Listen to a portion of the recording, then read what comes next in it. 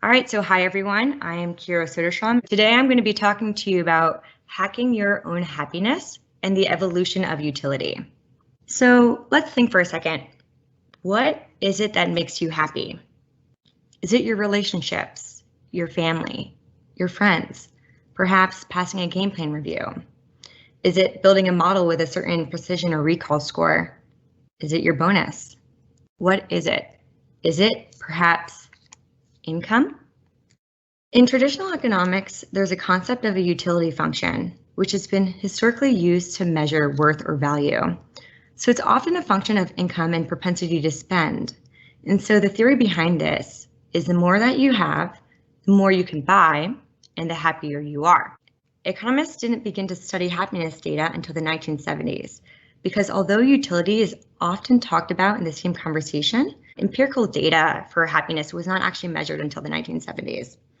And so here in this chart, we'll see that there's two different happiness metrics, and we're going to be focusing on emotional well-being, but I'd like to first talk about life evaluation. And that is indicated by the thick, bold dotted line here. And that is, how do you feel about your overall life at any given point in time? If someone said, okay, how do you feel about your life? That would be that metric. And you'll notice that that is actually positively correlated with income. And now let's head on to emotional well-being. That's indicated by the other three lines here. And so the first one is positive affect. That is how happy you are in general, not blue affect. That's how not sad you are in general at any given point in time. And stress-free affect, that's how not stressed out you are in general. And you will see that the three of these are positively correlated with income until a certain threshold, and then they level off. So the theory behind this is after you meet your basic needs and are satisfied there, you are no longer going to be impacting your long-term happiness level on an emotional aspect. So that's saying once you can provide for your family, once you have healthcare, so on and so forth. So ultimately, this is saying if you have a higher income, you're going to adapt fully and completely to these new income levels. So you might actually indicate a short-term higher bump in your happiness, but you'll go back down to your baseline. And so you get more money, you'll get a nicer car, you're going to adapt fully, completely to that new income and want bigger and newer things. And so the question is now, if this is true, and at some point income no longer statistically impacts our happiness levels, how do we actually impact our emotional well-being on a day-to-day basis? There is a Harvard study of adult development, and I found this study to be incredibly compelling because it was an 80-year study and they followed 1,300 data subjects through the entirety of their lives. They had two cohorts. One was inner city Boston kids and one was Harvard students. And I think that this might be the longest adult development study in human history. And what they're trying to figure out is what actually contributes to your life longevity and things of that nature. So on the next slide, we will see that they didn't only collect happiness data, they also collected brain scans and medical records. And what they found was absolutely revolutionary. What they found was that it was not your cholesterol levels or any biological data at 50 that was the strongest predictor of life longevity. They actually found that the strongest predictor of your life longevity at the age of 50 was the quality of your relationships. And so traditionally people think of self-maintenance as, what do you do physically? Where are you at financially? They don't really think about relationship maintenance as a form of self-care. And they also found that participants who had less strong relationships were not only less happy, but they also experienced earlier health declines and earlier brain functioning declines.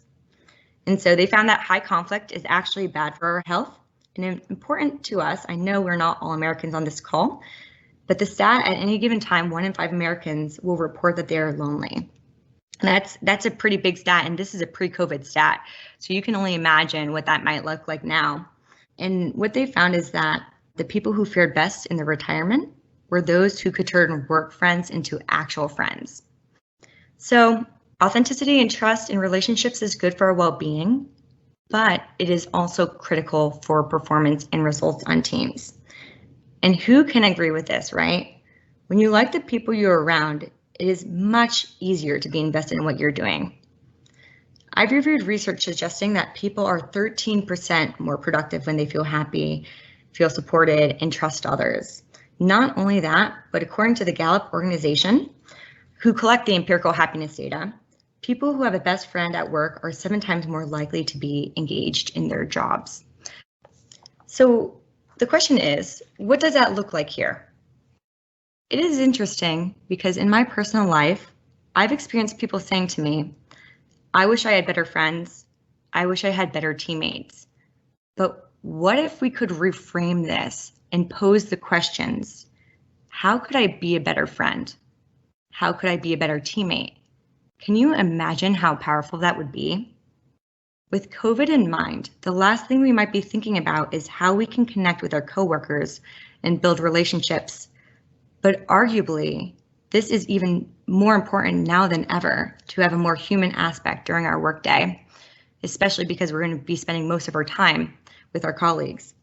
And if you want to statistically impact your long-term happiness, then I could not emphasize enough how important it is to lean into your relationships and build on them. And as all relationships, it is a mutual process, but why can't it start with you? These are some tips that we can use to developing and maintaining healthy working relationships right now. Number 1, fix your focus. Positivity breeds positivity. I understand that every situation will not be the most ideal, but your perspective is actually very powerful. Every thought that you have releases some type of chemical. When positive thoughts are generated, when you're feeling happy or optimistic, cortisol decreases and the brain produces serotonin, creating a feeling of well-being. When serotonin levels are normal, one feels happy, calmer, less anxious, more focused, and more emotionally stable. Conversely, when people are anxious, under stress, or angry, the brain actually draws precious metabolic energy away from the prefrontal cortex. With these negative thoughts, the brain can't perform at a high or even normal capacity. So there is some science behind this. And research suggests that your brain isn't fully developed until the age of 25. However, it is important to note that your brain never stops evolving. And so what's happening is you have these neurons in your brain and they're releasing chemicals. And when you have more anxious thoughts or more sad thoughts, your brain is going to say, okay, we need more catchers for these anxious thoughts. We need more catchers for these sad thoughts. And those are called dendrites. And in the same tone, when you think more happy thoughts, your brain's going to say, okay, we need more catchers for these happy thoughts and these happy chemicals.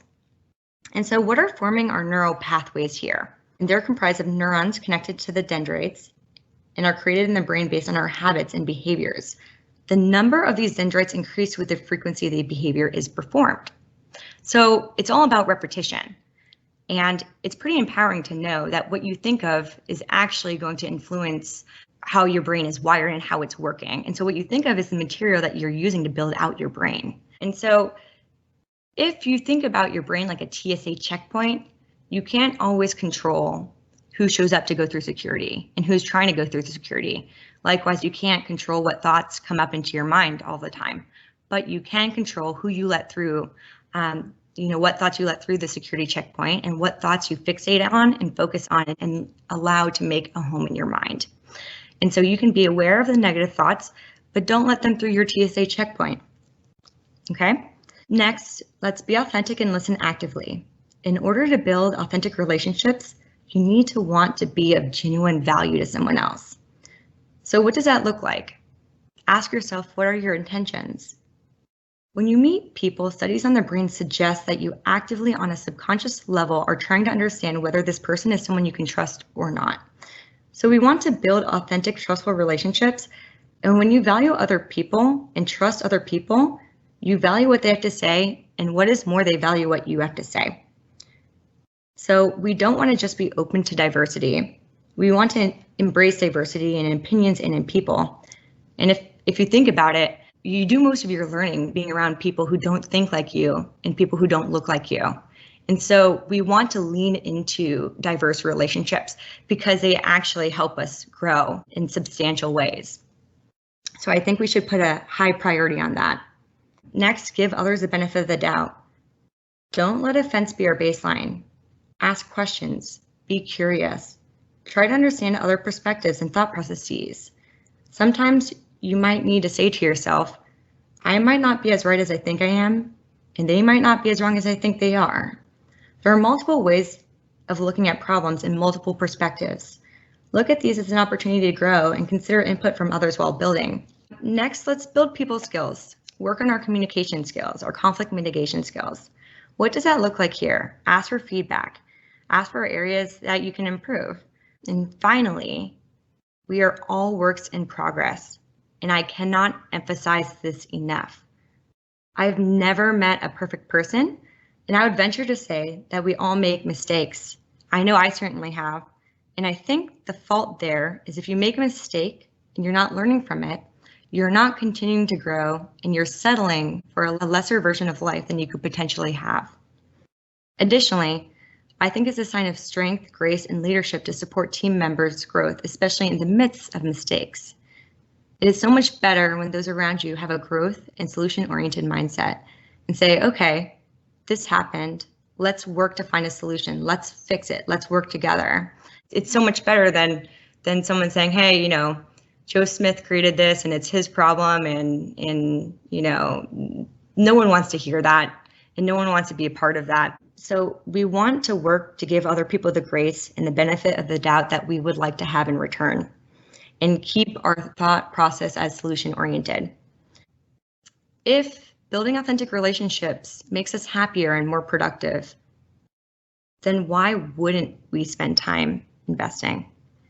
I competed track and cross country when I was in college, and let me tell you, you cannot win or compete for a championship or even in a race with just one or two rock stars. You need to compete with an entire team. This means that everyone on the team is important. I always seemed to set personal best records when my team was closer to each other and invested in each other's success. It usually was the leaders that taught the newer team members how not only to be strong competitors, but also leaders themselves for when their time came to mentor younger athletes. This also means that we gave each other feedback, tips on how to compete, and how to improve. We gave each other support. When we had a bad race, we gave each other encouragement. Most importantly, we were a family, and the relationships I built with all that in mind are now some of the strongest friendships I've come to know, and I hold near and dear to my heart. And so for me, there are some things I do to work on myself and in the scope of my relationships. I ask myself what my intentions are. Are they pure? Do I have any biases that I need to consider before I act? I work to communicate effectively and listen actively. I stay curious, and if I don't understand, I ask questions. I seek out feedback, and when I have productive feedback that will help improve others, I work to give feedback directly and in a respectful way that's easy to consume. So, what does it look like for you? It might start with something small. Maybe put a higher priority on closing loops. Maybe it looks like you asking a colleague how they're doing and if there's anything that you can help with, and lean in to support them.